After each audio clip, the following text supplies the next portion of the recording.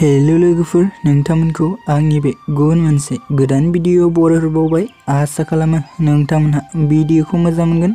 बर'नि फैनो गोनां गोबां आबुं सावथुन आरो बर' एलबाम्सफोरनि बागै मिथिबाय थानो थाखाय नोंथांमोना गिबियावनो आंनि गोदान चेनेलखौ साबस्क्राइब खालामना लाग्रोबानो जाबाय दे लोगोफोर, आरो खाथियावनो थानाय बेलनि आइकनखौबो अलाव प्रेस खालामना लादो लोगोफोर, जाहाथे आंनि गोदान भिडिअनि नटिफिकेशनफोरा नोंथांनियाव थाबैनो सहैनाय बायदि। एक्चुअली नोंथांमोना मिथिखाबाय जानांगौ दिनै आं मानि सायाव आपडेट लानानै फैदों।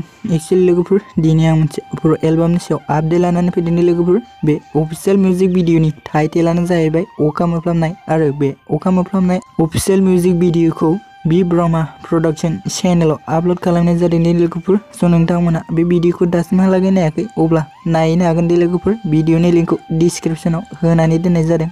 स' लोगोफोर, फैदो दे जोंहा दानिया बे अफिशियेल मिउजिक भिडिअनि कास्टिंगफोरनि सायाव एसे मिथिना लादिनि दे लोगोफोर।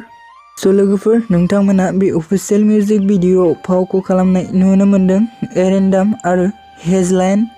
एक्चुअली लोगोफोर, बे अफिशियेल मिउजिक भिडिअनि टुन एन्ड लिरिक्सआ सोरनि होननानै बुङोब्ला उरखाव ब्रह्मानि लोगोफोर, आरो बे अफिशियेल मिउजिक भिडिअआव मेथाइखौ रोजाबदों डेभिड ब्रह्माया रोजाबदों लोगोफोर। स' लोगोफोर, बे अफिशियेल मिउजिक भिडिअनि डाइरेक्शनानो जादों ललिता लोगोफोर।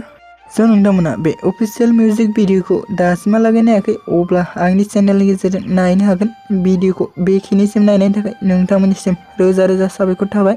गोजोन्थों।